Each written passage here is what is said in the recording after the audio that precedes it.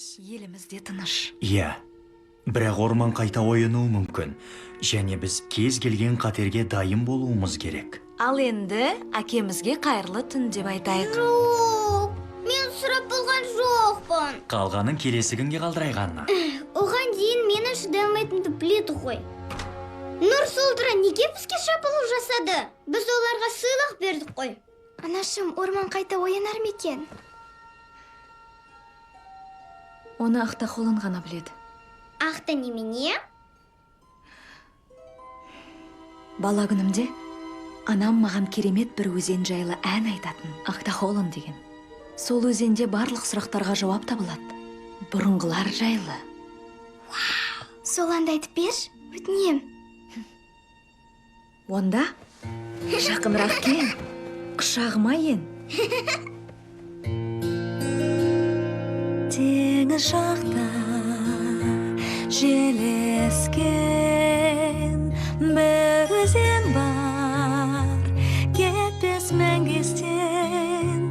Әлде сен тыңда, тәтті ұйқыға батарыңда. Ақиқаттың қорғаны, әділдіктің сонда жолдары, шындық сонда әндәсем, батып кетпе абайла сен.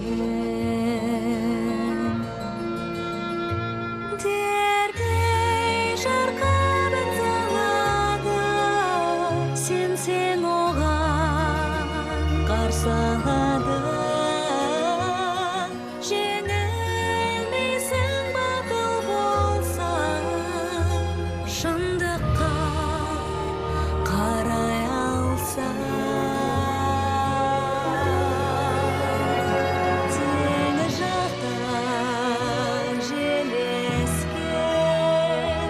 бір ана бар, қалар мәңгестен.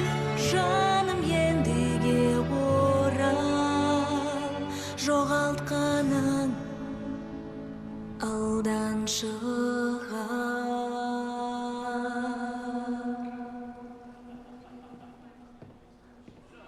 Мәртебе, бәрі дайын. Кешіріңіз,